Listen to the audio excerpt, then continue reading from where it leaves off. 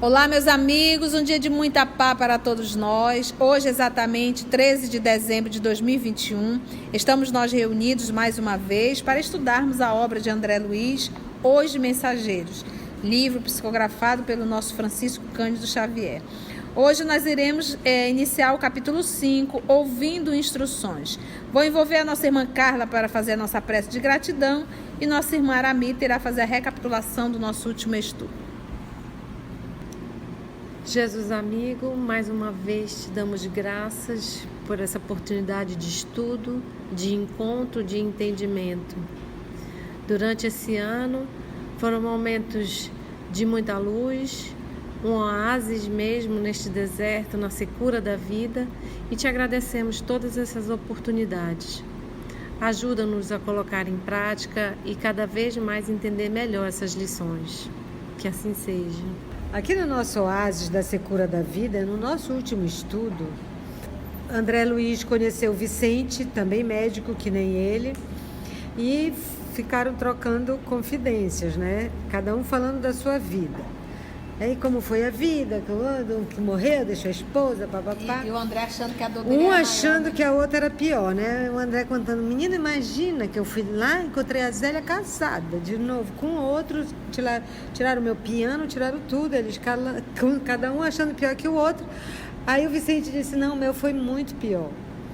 O Vicente, a mulher, conheceu o irmão dele, se apaixonaram e eles tramaram, ele só foi saber depois numa visita, quando ele voltou do mundo espiritual, estava no mundo espiritual, e depois que ele soube, ele foi assassinado pelo irmão e pela mulher. E eles se casaram em outras núpcias. E eu achei interessante quando ele termina, o Vicente dizendo pro André Luiz, que eles vivem aparentemente felizes, são excelentes materialistas por enquanto, né?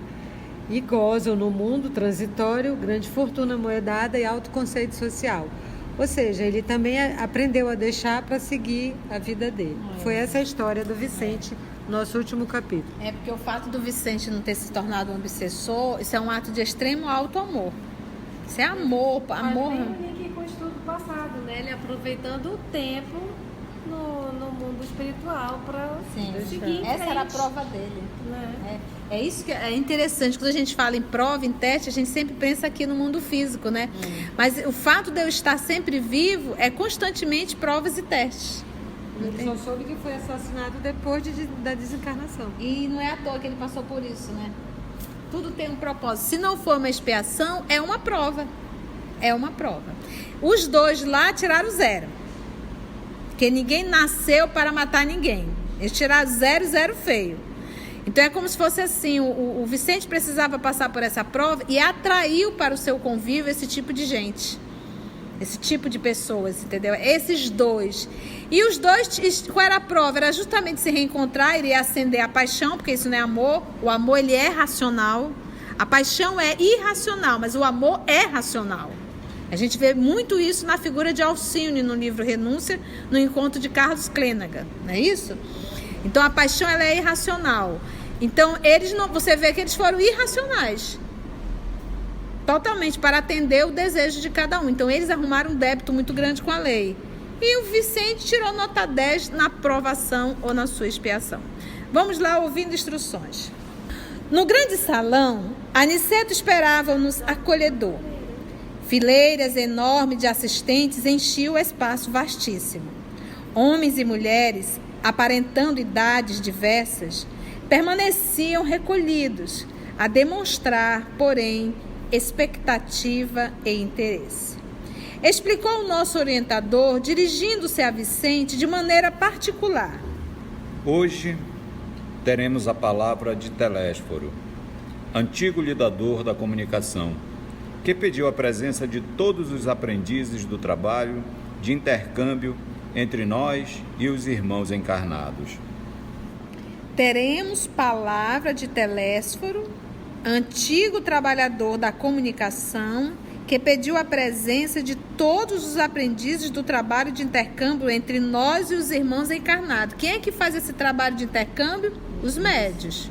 Seriam os médios, todos aqueles. Então, Vai direcionar muito mais para quem? Sentamo-nos confortavelmente, aguardando por nossa vez. Daí a minutos, Telésforo penetrava no recinto sob harmoniosas vibrações de simpatia geral. Aniceto e outros instrutores instalaram-se ao lado dele, em torno da mesa nobre, onde se localizava a direção da Assembleia. Após saudar a assistência numerosíssima, formulando votos de paz e incentivando-nos aos testemunhos redentores, Telésforo atingiu o assunto principal que o levara até ali. Disse com autoridade, sem afetação: Agora conversaremos sobre as necessidades da representação de nossa colônia nos trabalhos terrestres. Aqui se encontram companheiros fracassados nas intenções mais nobres e irmãos outros desejosos de colaborar nas tarefas que condizem com as nossas responsabilidades atuais. Referimos-nos às laboriosas atividades da comunicação no plano carnal. Vemos nesta reunião grande parte dos cooperadores de nosso lar que faliram nas missões da mediunidade e da doutrinação, bem como outros muitos colegas que se preparam para provas dessa natureza nos círculos da crosta. Nossa repartição vem promovendo grande movimento de auxílio a irmãos encarnados e desencarnados, que se revelam incapazes de qualquer ação além da superfície terrestre. Nossa tarefa é enorme. Precisamos disseminar ensinamentos novos relativamente à preparação dos que habitam nossa colônia, considerando os esforços e realizações do presente e do porvir. É indispensável socorrer os que enfrentam corajosos as profundas transformações do planeta. As transições essenciais da existência da Terra encontram a maioria dos homens absolutamente distraídos das realidades eternas. A mente humana abre-se cada vez mais para o contato com as expressões invisíveis, dentro das quais funcionam e se movimentam. Isso é uma fatalidade evolutiva. Desejamos e necessitamos auxiliar as criaturas terrestres. Todavia, contra a extensão de nosso concurso fraterno, operam dilatadas correntes de incompreensão. Não relacionamos apenas a ação da ignorância e da perversidade. Age contraditoriamente, nesse particular, grande número de forças do próprio espiritualismo. Combatem-nos algumas escolas cristãs como se não colaborássemos com o Mestre Divino. A Igreja Romana classifica-nos a cooperação como diabólica. A Reforma Luterana, em seus matizes variados, persegue-nos a colaboração amistosa, e há correntes espiritualistas de elevado teor educativo que nos malsinam a influência por quererem o homem aperfeiçoado de um dia para o outro, rigorosamente redimido, a golpe instantâneo da vontade, sem realização metódica. No campo de nosso conhecimento da vida, não podemos condená-los pelo desentendimento atual. O catolicismo romano tem suas razões ponderáveis. O protestantismo é digno de nosso acatamento. As escolas espiritualistas possuem notáveis edificações. Toda expressão religiosa é sagrada. Todo movimento superior de educação espiritual é santo em si mesmo. Temos então, diante de nós, a incompreensão dos bons, que constitui dolorosa prova para todos os trabalhadores sinceros, porque afinal não estamos fazendo obra individual, e sim promovendo o movimento libertador da consciência humana a favor da própria ideia religiosa do mundo. Sacerdotes e intérpretes dos núcleos organizados da religião e da filosofia não percebem ainda que o espírito da revelação é progressivo, como a alma do homem. As concepções religiosas se elevam com a mente da criatura. Muitas igrejas não compreendem, por enquanto, que não devemos espalhar a crença nos tormentos eternos para os desventurados, e sim a certeza de que há homens infernais criando infernos para si mesmos. Não podemos, porém, perder tempo no exame da teimosia alheia. Temos serviços complexos e dilatados. E como dizíamos, a humanidade terrena aproxima-se dia a dia da esfera de vibrações dos invisíveis de condição inferior, que a rodeia em todos os sentidos. Mas, segundo reconhecemos, esmagadora percentagem de habitantes da Terra não se preparou para os atuais acontecimentos evolutivos, e os mais angustiosos conflitos se verificam no sendal humano. A ciência progride vertiginosamente no planeta e, no entanto, à medida que se suprimem sofrimentos do corpo, multiplicam-se aflições da alma. Os jornais do mundo estão cheios de notícias maravilhosas quanto ao progresso material. Segredos sublimes da natureza são surpreendidos nos domínios do mar, da terra e do ar, mas a estatística dos crimes humanos é espantosa. Os assassínios da guerra apresentam requintes de perversidade muito além dos que foram conhecidos em épocas anteriores. Os homicídios, os suicídios, as tragédias conjugais, os desastres do sentimento, as greves, os impulsos revolucionários da indisciplina, a sede de experimentação inferior, a inquietação sexual, as moléstias desconhecidas, a loucura invadem os lares humanos. Não existe em país algum preparação espiritual bastante para o conforto físico. Entretanto, esse conforto tende a aumentar naturalmente. O homem dominará cada vez mais a paisagem exterior que lhe constitui moradia, embora não se conheça a si mesmo. Atendido, porém, o corpo revelará as necessidades da alma, e vemos agora a criatura terrestre assoberbada de problemas graves, não só pelas deficiências de si própria, senão também pela espontânea aproximação psíquica com a esfera vibratória de milhões de desencarnados que se agarram à crosta planetária, sequiosos de renovar a existência que menosprezaram sem maior consideração aos desígnios do Eterno. A rigor, também nós compreendemos que os serviços da comunicação no mundo deveriam realizar-se apenas no plano da inspiração divina para os círculos terrenos, do superior para o inferior. Mas como agir diante de milhões de enfermos e criminosos nas zonas visíveis e invisíveis da experiência humana? Pelo simples culto externo, como pretende a Igreja de Roma, pelo ato de fé, exclusivamente como espera a Reforma Protestante, por mera afirmação da vontade, conforme pontificam certas escolas espiritualistas, não podemos, no entanto, circunscrever apreciações na visão unilateral do problema. Concordamos que a reverência ao Pai, a fé e a vontade são expressões básicas da realização divina no homem, mas não podemos esquecer que o trabalho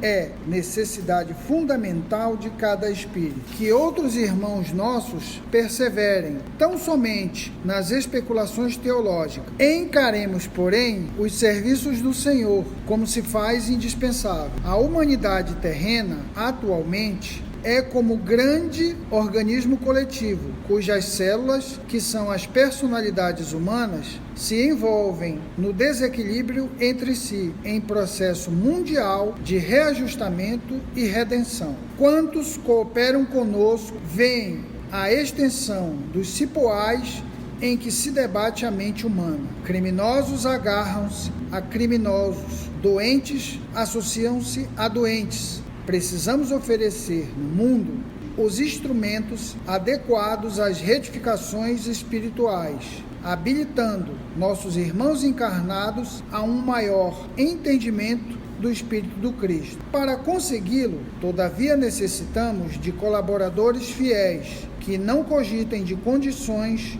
compensações e discussões, mas que se interessem pela sublimidade do sacrifício e de renunciação com o Senhor. A essa altura, Telésforo interrompeu a lição em curso e, fixando o olhar percussiente, penetrante na assembleia, tornou em voz mais alta: Quem não deseje servir, procure outros gêneros de tarefa. A comunicação não comporta perda de tempo nem experimentação doentia, sem grave prejuízo dos cooperadores incautos. Noutros ministérios, a designação de trabalhadores define com precisão todos os que colaboram com o Divino Mestre. Aqui, porém, acima de trabalhadores, precisamos de servidores que atendam de boa vontade. Nesse instante, em vista de outra longa pausa, identifiquei a forte impressão dos ouvintes que se entreolhavam com inexprimível espanto. Queridos amigos,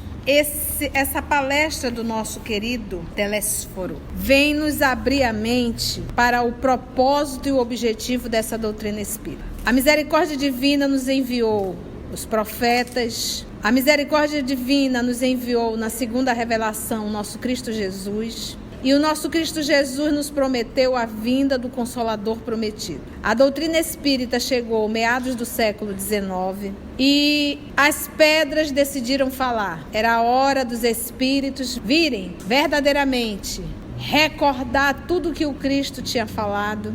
E esse movimento da aproximação do mundo espiritual com o mundo físico. E o propósito dessa doutrina é a reforma moral do homem. Nós iremos, hoje é o nosso último estudo de gravação do ano de 2021, estaremos entrando em recesso, voltaremos em 2022, dia 17 de janeiro, se Deus assim nos permitir, para retornarmos e retomarmos as nossas gravações. E iremos comentar ponto a ponto a palestra desse nosso irmão, que é uma puxada nada fácil. Preparem bem o lombo, porque as chicotadas e as saculejadas serão muito grandes, mostrando a responsabilidade de todas as religiões, porque aqui ele cutucou tanto a Igreja Católica quanto a igrejas protestantes, mostrando